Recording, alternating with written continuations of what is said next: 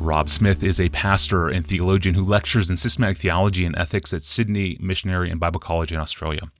Rob, last time you said gender dysphoria is real. It's the experience of real felt distress, which some people have when their psychological or emotional gender identity or sense of gender doesn't match up with their biological or birth sex.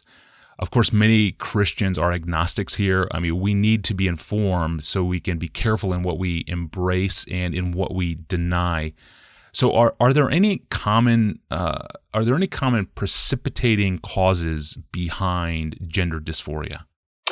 That's again a very important question, and in some ways, I guess, an obvious question to ask. And I have to make clear, I'm not a medical doctor nor a psychologist.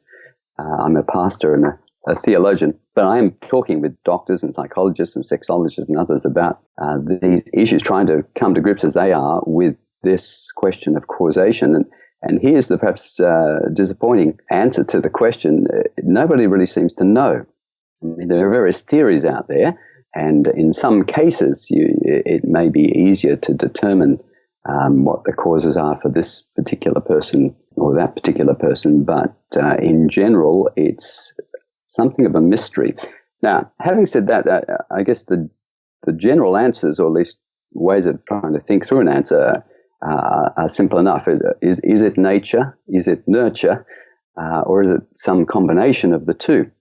Right? Is it determined by our heredity and biology, or is it determined by our environment and experience, or is there some interaction? And certainly there have been people who've tried to, discover some sort of biological cause or nature component, and there are different theories that you can perhaps anyone can read about if they go researching on this, prenatal hormone theories, for example, or brain difference theories. But the bottom line is none of these theories are, well, certainly not clearly supported by the evidence to date. So that's not to say that there can't be some sort of biological contribution to these things, but it's certainly not clear, and it's certainly not determinative. So that suggests, I think, that the cause lies more obviously in the realm of, again, nurture or environment. But of course, there's often an interaction between these two things, between nature and nurture, as most psychologists now recognize that you can't really separate out sort of heredity and environment. As one person has written, biology interacts with both cultural context and personal choice, and so there's it's the old chicken and egg, these things impact one another. But I think, again, it's fairly clear that the major contributors have got to lie in the area of environment. Well, what here, and again, this is where I think it becomes very case specific. I guess for all children born into this world, there is a sort of process of social labeling and differential treatment that goes on as people react to, it's a boy, it's a girl, and therefore dress them a certain way, give them certain gifts, and just interact on the basis of that. But of course, children can pick up mixed signals and develop confused perceptions of gender roles, and can make assumptions. If they like a certain thing, does that mean I'm not like the other girls or not like the other boys? And then there can be issues of gender envy, or even gender idolization. I think it would be a way of talking about it. And so there are all of those things can go on for a person. And then there's also some other whether you call them medical psychological conditions, like for example, Asperger's syndrome. There's a very high correlation between girls with Asperger's syndrome and their experience of gender dysphoria, which sort of makes sense. If one of the features of Asperger's syndrome is a difficulty connecting with your sort of social context and reading social cues, and and interacting straightforwardly, then it sort of makes sense. You might then also be confused about who you are and where you fit into the matrix of things. So again, I wish I had simpler answers, but I think that's sort of the best perhaps we can say at this point. No, not simple at all. That point is alone, I think, is really good for Christians to hear, though. It's complex. And so if I think it forces the question then of how deep is our biological gender coded into us individually? Can we say our souls are engendered? Does the biological me reveal the true me? How would you go about explaining that? Yeah, well, now we're moving into the realm of theology and philosophy, and